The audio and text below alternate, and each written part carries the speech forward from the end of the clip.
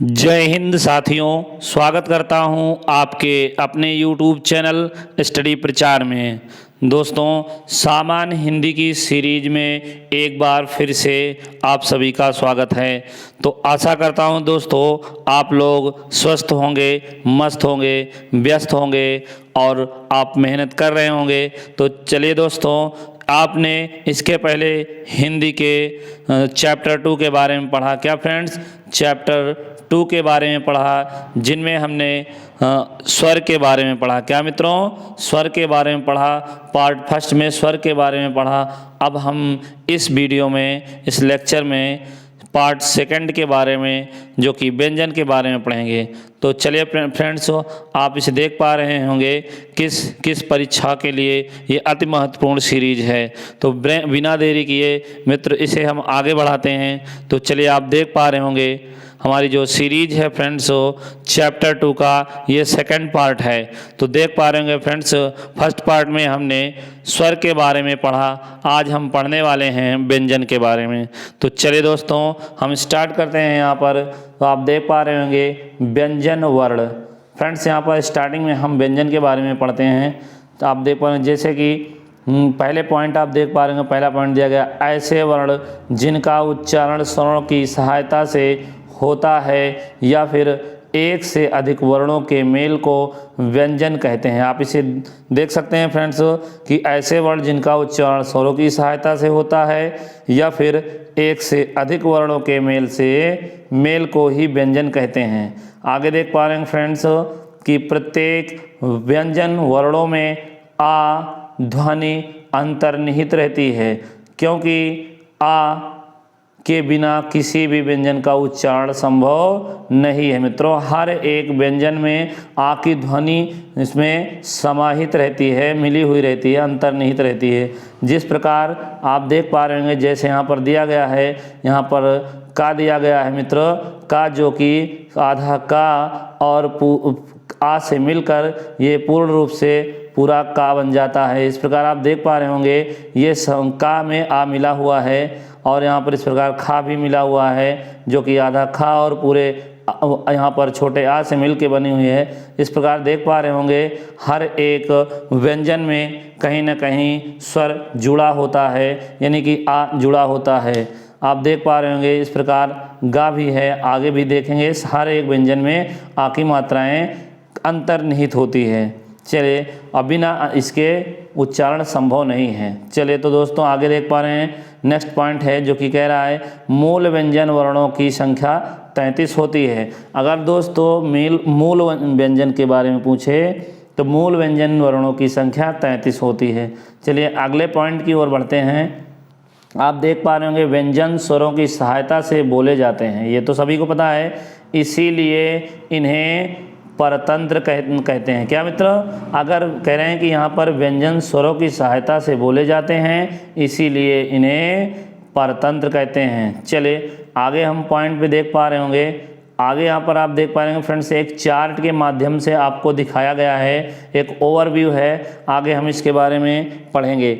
आप देख पा रहे हैं व्यंजन ये मुख्यतः 3 प्रकार के होते हैं, जो कि यहाँ पर दिया गया है। स्पर्श व्यंजन या इसे वर्गीय व्यंजन कहते हैं फ्रेंड्स। क्या इनकी संख्या की बात करें तो ये 25 संख्या इनकी होती है। कितनी होती है?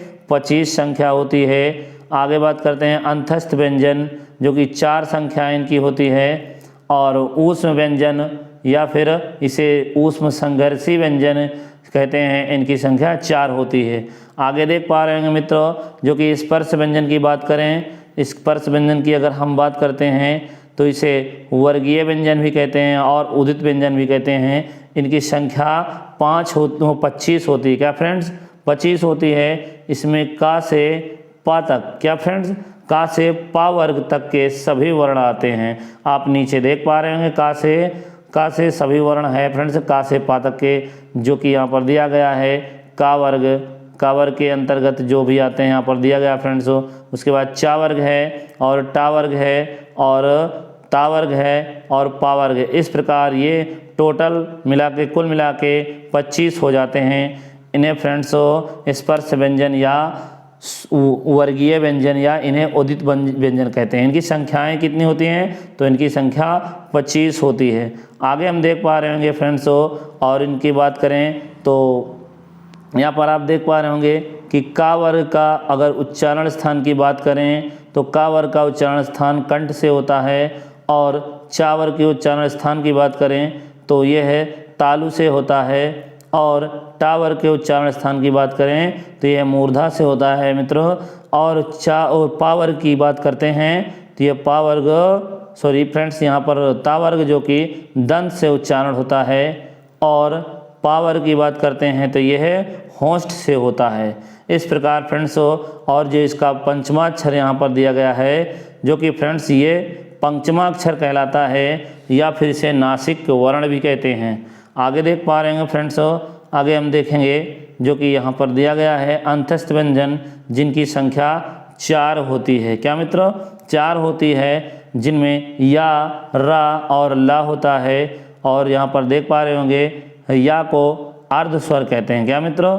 या को अर्ध स्वर कहते हैं, और वा को, या और वा को क्या कहेंगे?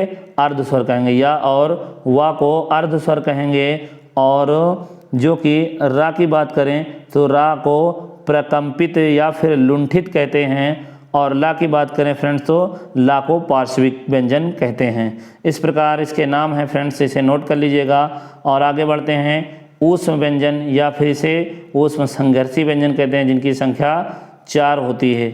अगर बात करें फ्रेंड्स जो कि यहाँ पर देख पा रहे होंगे कि सा जो कि यहाँ पर दिया गया ये तालव्य सा है, और ये मूर्धन्य सा है, और यहाँ पर देख पा रहे हैं जो कि इसे दंत सा कहते हैं। इसका जो उच्चारण स्थान है, और हा का उच्चारण स्थान क्या है? कंठ। इस प्रकार यहाँ पर चारों की संख्या हम देख पा रहे हैं। आगे हम इसे डिटेल में पढ़ते हैं। चलिए आगे हम देख पा रहे हैं वर्ण विशेष दिया गया है। क्या है? वर्ण विशेष के बारे में हम पढ़ते हैं, जो कि दिया गया है च, छा। क्या मित्रों? च, छ, ज, इन चार वर्णों को स्पर्श संघर्षी व्यंजन कहते हैं। याद रखना मित्रों, यहाँ पर जो चा, छा, ज, झा होता है, इन्हें स्पर्श संघर्षी व्यंजन कहते हैं। और आगे बात करें तो अगले पॉइंट पर यहाँ पर जो ड़ा और ढ़ा दिया गया है, इसे द्विगुण व्यंजन या उत्क्षिप्त व्यंजन, क्या है? द्विगुण व्यंजन या उत्क्षिप्त व्यंजन, या इसे उस्रिप, या फिर इसे संकर वर्ण, या फिर इसे ताड़न जात वर्ण कहते हैं। फ्रेंड्स इसका कई नाम है, आप देख पा रहे होंगे, इसे नोट भी कर लीजिएगा। ड़ा और ड़ा को, ड़ा और ढ़ा का क्या नाम है? यहाँ पर पहला नाम है द्विगुण व्यंजन, और दूसरा उच्छित, तीसरा उस्रिप, अगला है संकर वर्ण, और अगला है ताड़न जात वर्ण कहा जाता है। आगे बात करें तो क्योंकि इनमें 2 भाषाओं जैसे हिंदी और फारसी के गुण पाए जाते हैं, इसीलिए इन्हें द्विगुण व्यंजन कहते हैं। क्वेश्चन पूछा जा सकता है फ्रेंड्स कि इस द्विगुण व्यंजन क्यों कहते हैं, तो इसमें हिंदी और फारसी का जो क्या होता है, गुण पाए जाते हैं इसमें, इसीलिए इसको इन्हें द्विगुण व्यंजन कहते हैं। फ्रेंड्स यहाँ पर कई नाम इसके दिए गए हैं, आप नाम को देख सकते हैं और इसे नोट डाउन कर सकते हैं। चलिए आगे हम बढ़ते हैं अगले पॉइंट पर। तो अगला पॉइंट यहाँ पर दिया गया है अंगा, इया, अड़ा और नामा की बात करें तो इन 5 वर्णों को पंचमाक्षर वर्ण या नासिक वर्ण या फिर पंचम वर्ण कहते हैं। फ्रेंड्स इसका 3 नाम यहाँ पर दिया गया है, पंचमाक्षर वर्ण, नासिक वर्ण, पंचम वर्ण कहा जाता है। इसमें से कोई भी पूछा जा सकता है। चलिए अगले पॉइंट की बात करते हैं। तो या वा, क्या मित्र? या वा का उच्चारण स्वरों की सहायता से होता है। किसकी सहायता से होता है? या वा का उच्चारण स्थान स्वरों की सहायता से होता है, इसीलिए इन्हें अर्ध स्वर कहते हैं। पूछा जा सकता है इन्हें अर्ध स्वर क्यों कहते हैं, तो इसका जो उच्चारण होता है स्वरों की सहायता से होता है, इसलिए इसे अर्ध स्वर कहते हैं। चलिए अगले पॉइंट पे बात करते हैं रा। क्या है मित्र? रा को प्रकंपित, लुंठित, कंपन जात व्यंजन कहते हैं। इसका भी देख सकते हैं, कई नाम यहाँ पर दिया गया है। रा को क्या क्या कहते हैं? पहला इसको देख पा रहे होंगे, रा को क्या कहते हैं? प्रकंपित कहते हैं, लुंठित भी कहते हैं, कंपन जात व्यंजन भी कहते हैं। इस प्रकार लुंठित के अर्थ की बात करें तो यहाँ लुंठित का अर्थ क्या है? जीभ का आगे से मुड़ना। जब रा बोला जाता है तब जीभ आगे की तरफ आगे से मुड़ जाती है, इस प्रकार इसका ये अर्थ होगा। आगे बात करें ला की, तो ला का जो अर्थ है, ला की बात करें तो ला पार्श्विक व्यंजन है। क्या यह पार्श्विक व्यंजन है, इसे पार्श्विक व्यंजन कहते हैं। अब पार्श्विक की अर्थ की बात करें फ्रेंड्स, तो पार्श्विक का अर्थ क्या होता है? पार्श्विक का अर्थ है जीभ के अगल बगल का भाग। जब हम बोलते हैं तो जीभ के अगल बगल का भाग जो इस संपर्क में आता है, इसलिए इसे हम पार्श्विक व्यंजन कहते हैं। चलिए आगे हम बात करते हैं नेक्स्ट पॉइंट की। समझ में आया? तो हिंदी वर्णमाला में 2 अमानक वर्ण, जिसे हम क्या कहेंगे, झ और भा, 2 अमानक वर्ण हैं जिन्हें पहले इस प्रकार कुछ देख पा रहे होंगे, इस प्रकार लिखा जाता था। फ्रेंड्स ये जो अमानक वर्ण है हिंदी वर्णमाला में 2 अमानक वर्ण है झ और भा, जिन्हें पहले इस प्रकार लिखा जाता था। आप देख पा रहे होंगे इसे इस प्रकार पहले लिखते थे। तो आप देख पा रहे होंगे फ्रेंड्स। आगे बात कर रहे हैं हा की। हा को क्या कहते हैं? ऊष्म संघर्षी कहते हैं। क्या फ्रेंड्स? ऊष्म संघर्षी, इसे ऑप्शन में पूछा जा सकता है।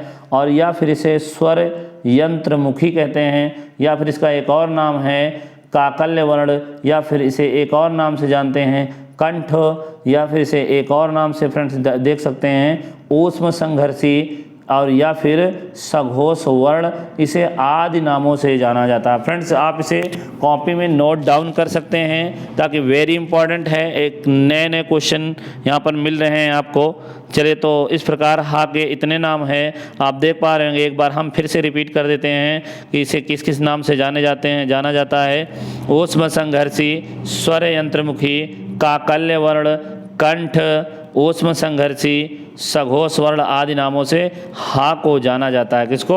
हा को जाना जाता है। चलिए अगले पॉइंट पे हम बढ़ते हैं। अगला पॉइंट है संयुक्त व्यंजन। क्या है? संयुक्त व्यंजन, इसकी बात करते हैं तो यदि 2 व्यंजन एक ही स्वर, क्या बात करते हैं? यदि 2 व्यंजन हो और वो एक ही स्वर के सहारे बोले जाएं, मतलब कि यहाँ पर फ्रेंड्स 2 व्यंजन हो, 2 व्यंजन एक ही स्वर के सहारे बोले जाएं तो उन्हें संयुक्त व्यंजन कहते हैं। कहने का मतलब ये दोस्तों कि 2 व्यंजन एक ही स्वर के सहारे बोले जाएं तो उसे संयुक्त व्यंजन कहते हैं। और इनकी संख्या की बात करें तो यह 4 प्रकार के, 4 इनकी संख्या होती है। आप देख पा रहे होंगे कि का और शा यहाँ पर मिलके 6 बन जाता है, जो कि संयुक्त व्यंजन है। जा और इया मिलकर ग्या बन जाता है, जो एक संयुक्त व्यंजन है। और ता और रा मिलकर, आधा ता और रा मिलकर त्रा बन जाता है, जो कि एक संयुक्त व्यंजन है। और शीटी वाला सा,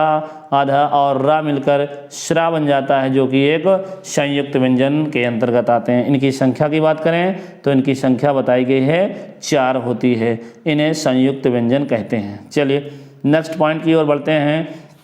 नेक्स्ट पॉइंट ये यहाँ वेरी इंपॉर्टेंट है, आगत व्यंजन क्या है। दोस्तों आगत व्यंजन की बात करें तो जा और फा, क्या? जा और फा यह आगत व्यंजन है।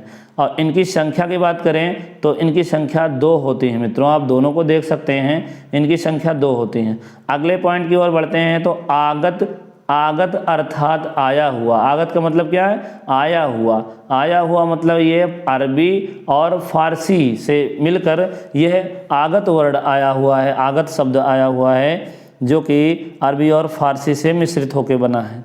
चलिए तो अगले पॉइंट की ओर बढ़ते हैं। हिंदी वर्णमाला में कुल 52 वर्ण होते हैं। कितने वर्ण होते हैं? 52। और जो इस प्रकार हैं आप देख पा रहे होंगे, जो कि इसके अंतर्गत कौन कौन से आते हैं? 11 जो कि स्वर हैं, आप स्वरों को देख सकते हैं। और आगे बात करें तो 2 आयोग वहाँ हैं, अंग आहा। और आगे पॉइंट की बात करें 33 मूल व्यंजन हैं, जो कि का वर्ग से पा वर्ग तक है। और आगे फ्रेंड्स देख पा रहे होंगे आगे क्या है, यहाँ पर 33 मूल व्यंजन हैं, जिसमें के अंतर्गत क्या क्या का वर्ग से पा वर्ग तक आते हैं। और इसमें 4 अंतस्थ व्यंजन जोड़ दिया जाता है और 4 इस प्रकार ऊष्म व्यंजन जोड़ दिया जाता है। तो आगे द्विगुण व्यंजन है फ्रेंड्स, ढ़ा और ढ़ा। और संयुक्त व्यंजन 4 आ जाते हैं, छ, त्र, ज्ञ और श्रा। इस प्रकार इनकी कुल संख्या 52 वर्ण हो जाती है। कितने?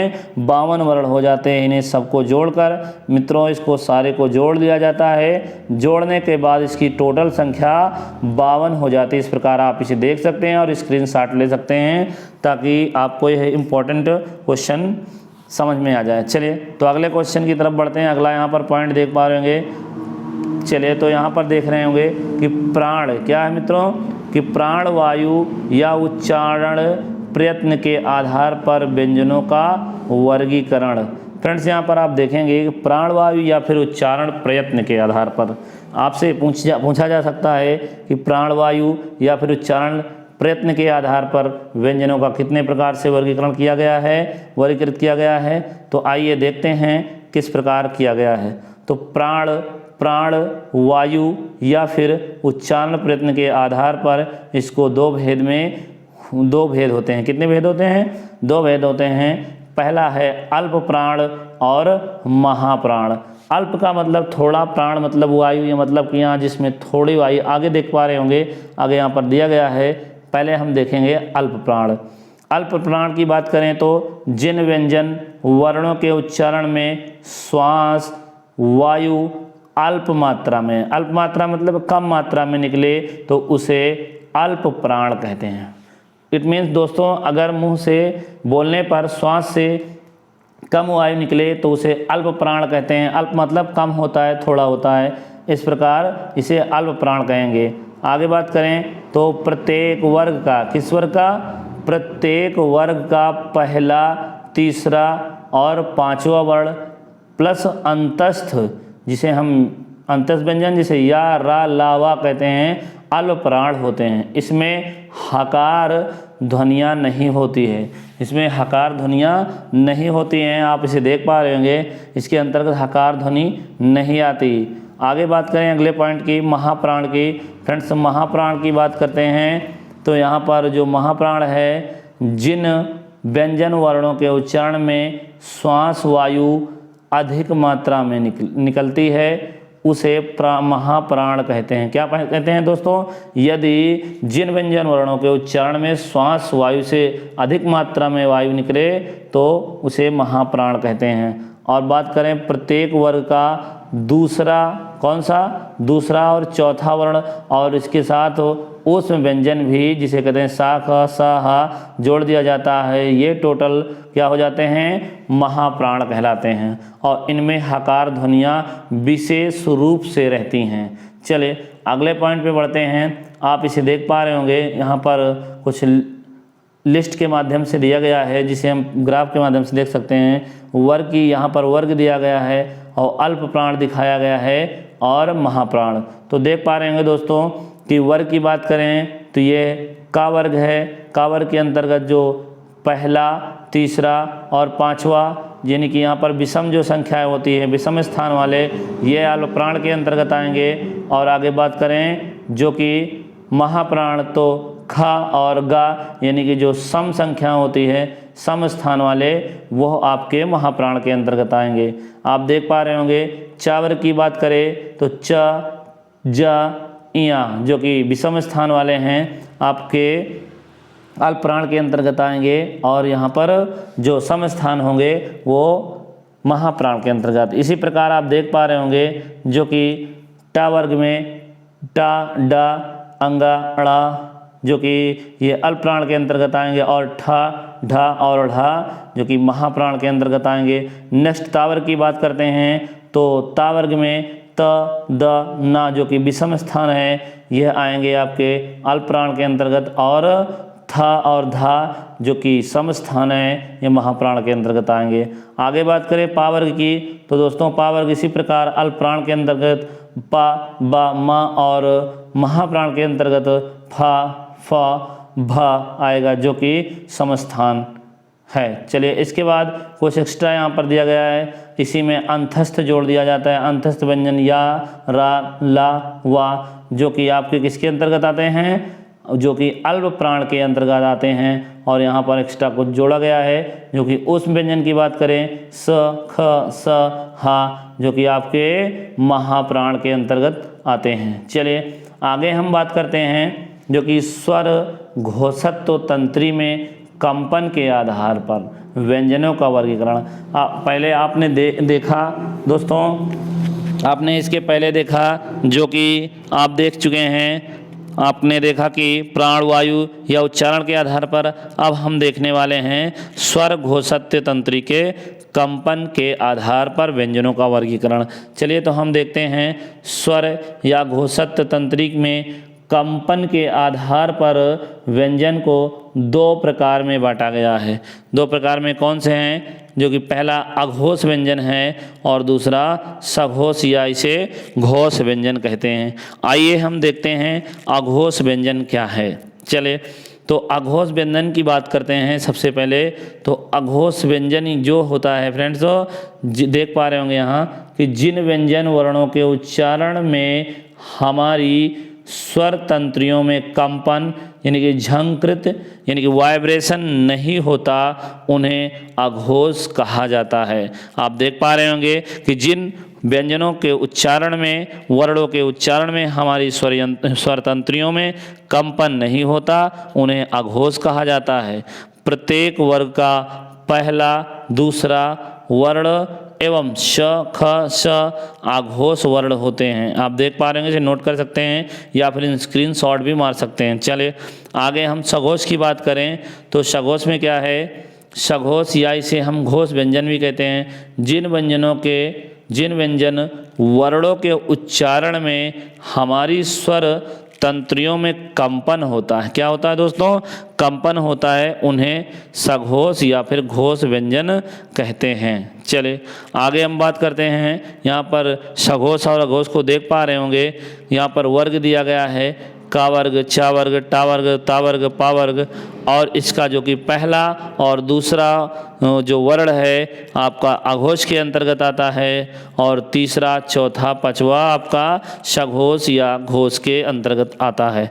आप इसे देख सकते हैं फ्रेंड्स। और इसमें जो कि एक्स्ट्रा अघोष के अंतर्गत क्या है? अघोष के अंतर्गत श ख श है और सघोष के अंतर्गत बात करें तो यहाँ मित्रों जो दिया गया है जो कि आ इ उ रि ए ऐ ओ औ और आपके साथ में अंत्यस्थ व्यंजन। क्या?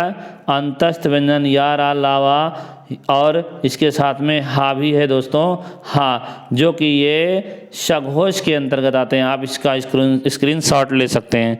चलिए आगे हम बढ़ते हैं। आगे नोट में दिया गया है कि सभी स्वर सघोष या घोष होते हैं। स्वरों की बात करें तो सभी स्वर घोष या सघोष होते हैं। चलिए आगे हम बात करते हैं। प्रत्येक वर्ग का तीसरा चौथा पांचवा वर्ण सभी स्वर अंतस्थ व्यंजन या रा लावा हा सघोष या घोष वर्ण होते हैं।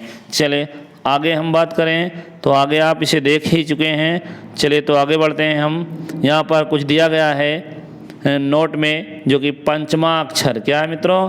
पंचमा अक्षर या नासिक के या पंचम वर्ण अंगा या अड़ा न म अल्प प्राण एवं सघोष या घोष होते हैं। इनकी बात कर रहा है कि पंचमाक्षर जो होते हैं या नासिक के भी इसे कहते हैं या इसे पंचम वर्ण भी कहते हैं। ये क्या होते हैं? अल्प प्राण और सघोष के अंतर्गत आते हैं। चले आगे हम बात करते हैं अनुनासिक की। किसकी? अनुनासिक की। अनुनासिक चिन्ह इस प्रकार होता है, आप देख पा रहे होंगे। इसे चंद्रबिंदु भी कहते हैं। क्या कहते हैं? चंद्रबिंदु भी कहते हैं। आगे बात करें तो इनका प्रयोग प्रायः तत्भव में किया जाता है। क्वेश्चन घुमा के पूछा जा सकता है कि चंद्रबिंदु का प्रयोग जो प्रायः किस में किया जाता है, तो ये तत्भव में किया जाता है, शब्दों के साथ किया जाता है, तत्भव शब्दों के साथ। और अनुनासिक स्वर ध्वनियाँ होती हैं। क्या होती हैं? अनुनासिक स्वर ध्वनियाँ होती हैं जिनका उच्चारण मुंह और नाक की सहायता से किया जाता है। इनका प्रयोग स्वर के बाद किया जाता है। याद रखना मित्रों, आप इसे देख सकते हैं। चलिए क्लियर हुआ। चलिए नेक्स्ट है अनुनासिक के उच्चारण में मुंह से, किससे? मुंह से अधिक एवं नाक से बहुत कम हवा सांस यानी कि हवा में सांस निकलती है, जैसे आँख, ऊँट, चांद आदि शब्द है जिसमें उच्चारण करते समय मुंह से अधिक एवं नाक से बहुत कम हवा निकलती है, यानी कि सांस निकलती है। चले तो आगे हम बात करते हैं अनुस्वार की। किसकी दोस्तों? अनुस्वार की। चलिए अनुस्वार की बात करें तो इसका प्रयोग प्रायः तत्सम शब्दों के लिए किया जाता है, मतलब कि इसका प्रयोग जो अनुस्वार का होता है ज़्यादातर तत्सम शब्दों में किया जाता है। चलिए इनके उच्चारण की बात करें तो इनके उच्चारण में नाक क्या है? नाक से अधिक हवा यानी कि सांस निकलती है। अगर इसको हम बोलते हैं तो नाक से अधिक हवा निकलती है, जैसे मुंह से कम निकलती है मित्रों। चलिए तो यानी कि मुंह से अधिक निकलती है और नाक से कम निकलती है। चलिए मुंह से कम क्या फ्रेंड्स? नाक से अधिक निकलती है और मुंह से कम हवा निकलती है। चलिए अगले पॉइंट की ओर बढ़ते हैं तो अगला पॉइंट है ये स्वर के बाद आने वाली व्यंजन ध्वनियाँ होती हैं। दोस्तों ये जब भी पढ़ा जाता है जो कि ये किसके बाद आती हैं? स्वर के बाद आने वाली ध्वनियाँ होती हैं। आप इसे पढ़ सकते हैं जैसे कंकड़, ये जो आया है का के बाद आया है यानी कि आ, कंकड़। इस प्रकार देख पा रहे होंगे ये स्वर के बाद आने वाली ध्वनि है। चलिए तो आगे हम बढ़ते हैं निर अनुनासिक। क्या मित्रों? निर अनुनासिक यह केवल मुंह से बोले जाने वाले वर्णों को निर अनुनासिक कहते हैं। सिर्फ मुंह से जो बोले जाते हैं उन्हें निर अनुनासिक कहते हैं, जिनकी सहायता नाक को नहीं लेनी पड़ती। चलिए आप इसे बोलकर चेक कर सकते हैं, इधर, उधर, अगर, मगर आदि। चले आगे पॉइंट की तरफ बढ़ते हैं। यहाँ पर विसर्ग आपसे कह रहा है। विसर्ग की बात करें तो विसर्ग का चिन्ह कुछ इस प्रकार होता है, जिस आप एक पॉइंट यहाँ पर पहला पॉइंट देख पा रहे होंगे कि इसका उच्चारण हा की तरह होता है। किसकी तरह होता है? हा की तरह होता है। ये जिस वर्ण के सामने यानी कि बाद में लगा होता है दोस्तों उसे हा की तरह पढ़ा जाता है। चलिए तो आगे हम बात करें कि अनुस्वार की तरह विसर्ग भी व्यंजन ध्वनियाँ होती हैं, यानी कि अनुस्वार की तरह विसर्ग भी व्यंजन ध्वनियाँ होती हैं।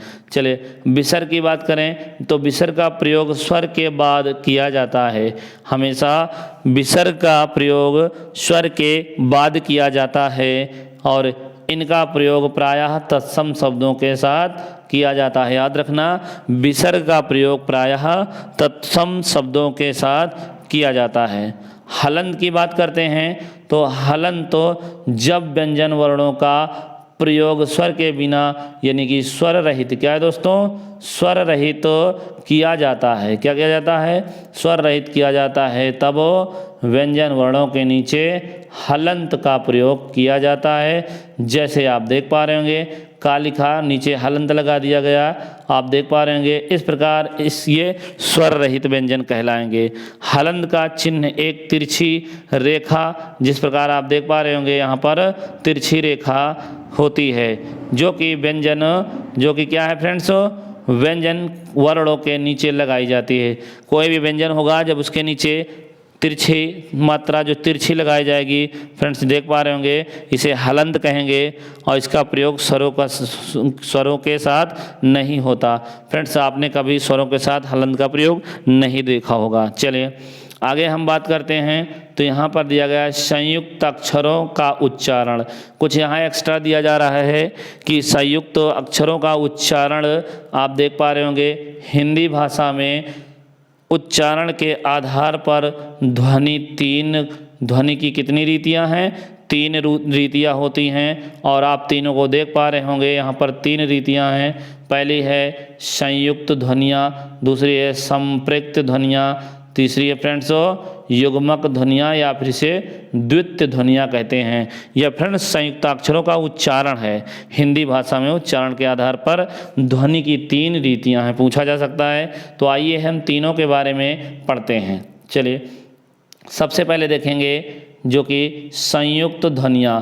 जब 2 क्या है मित्रों? जब 2 या फिर 2 से अधिक व्यंजन ध्वनियाँ, 2 या 2 से अधिक व्यंजन ध्वनियाँ, याद रखना दोस्तों, व्यंजन ध्वनियाँ आपस में संयुक्त होकर एक ही स्वर के सहारे लिखी या बोली जाए तो वे संयुक्त ध्वनियाँ कहलाती हैं। जैसे आप देख पा रहे होंगे यहाँ पर जब दो या दो से अधिक व्यंजन, यहाँ पर देख पा रहे होंगे प्राण डबल व्यंजन आ रहे हैं, और घ्राण, म्लान, प्रवाद, क्लांत, ट्रक, ड्राइवर, स्टेशन, प्रकर्ष, व्रण, ब्रह्म आदि ये क्या हैं? संयुक्त ध्वनियाँ हैं। आपसे पूछा जा सकता है, लेटेस्ट में क्वेश्चन बनेगा तो इसी प्रकार बनेगा, आप देख पा रहे होंगे। तो इसका कहने का मतलब है जब दो, कितने? जब दो या फिर दो से अधिक, क्या मित्रों? जब दो या फिर दो से अधिक व्यंजन ध्वनियाँ परस्पर आपस में परस्पर क्या करें? परस्पर संयुक्त होकर मित्रों आगे क्या करें? एक ही स्वर के सहारे लिखी या बोली जाए तो उसे संयुक्त ध्वनियाँ कहते हैं। ज़्यादा परेशान होने की जरूरत नहीं है फ्रेंड्स। जब दो या दो से अधिक व्यंजन ध्वनियाँ परस्पर मिलकर एक ही स्वर के सहारे से बोली या लिखी जाए तो उसे हम संयुक्त ध्वनियाँ कहते हैं। चलिए आगे हम बढ़ते हैं। कुछ और दिया जा रहा है कि संयुक्त ध्वनियाँ अधिकांशतः, यानी कि फ्रेंड्स कह रहा है संयुक्त ध्वनियों का अधिकांशतः प्रयोग तत्सम शब्दों में देखने को मिलता है और तद्भव शब्दों में इनका प्रयोग बहुत कम देखने को मिलता है। चलिए आइए हम आगे पढ़ते हैं, जो कि यहाँ पर संपृक्त ध्वनियाँ हैं।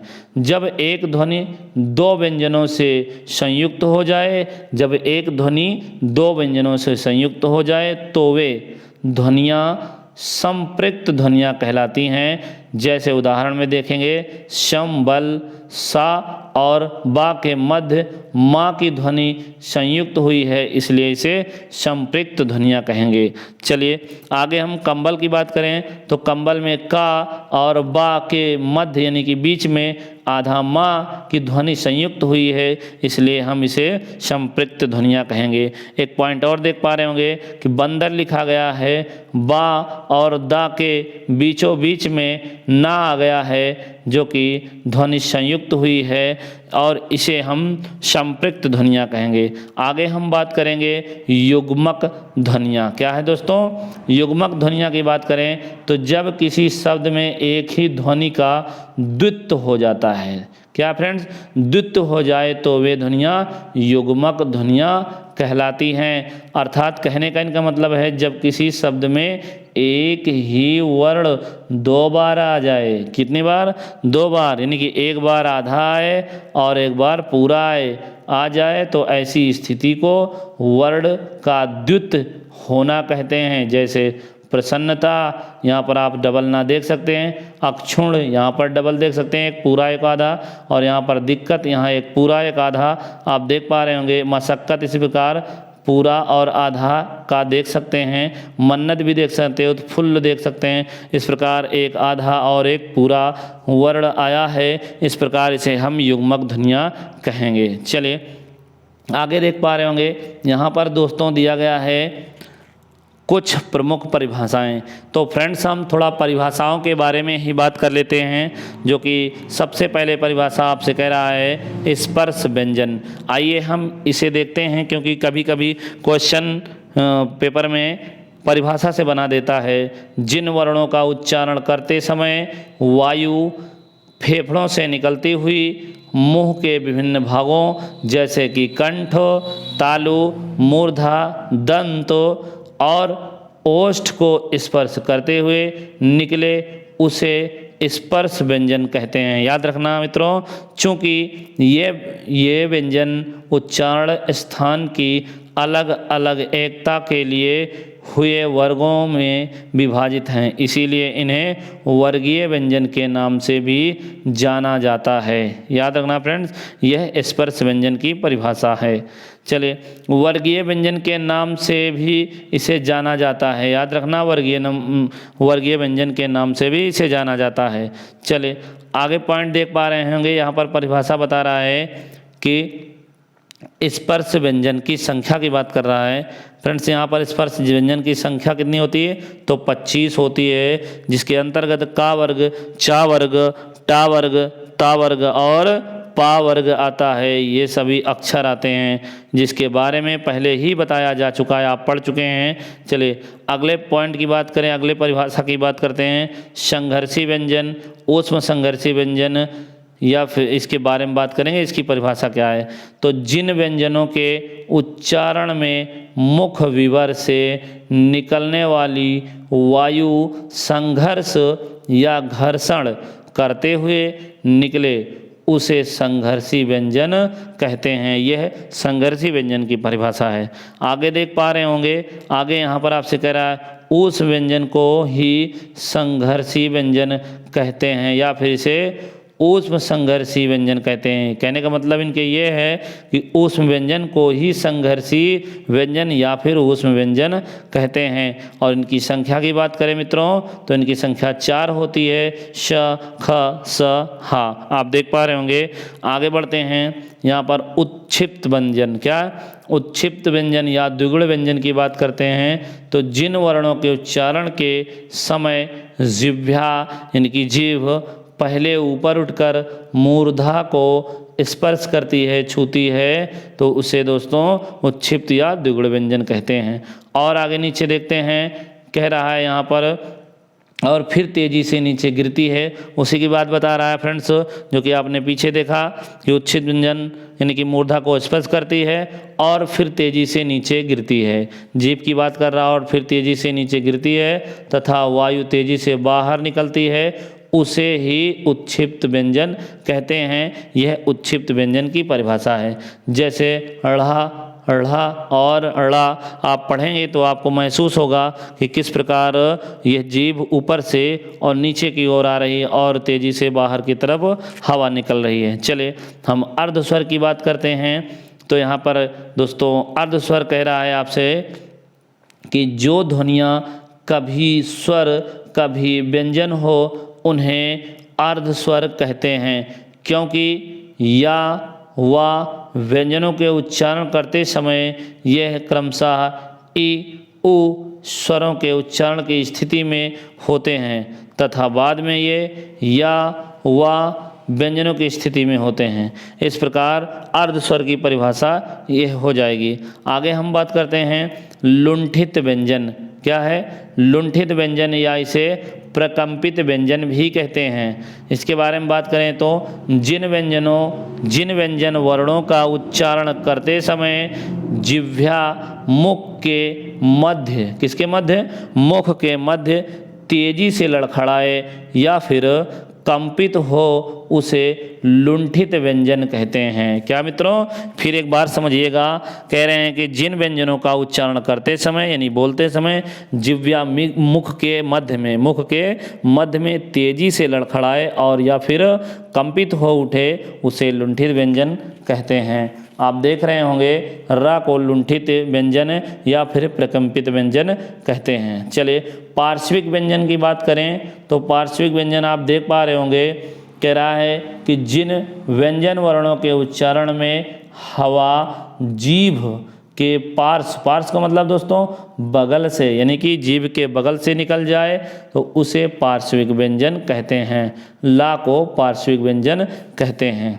चलिए तो दोस्तों यहाँ तक हमारा जो कि आज का वीडियो था, और यहाँ पर कुछ हम और ये विराम चिन्ह के बारे में हम अगले वीडियो के बारे में बात करेंगे।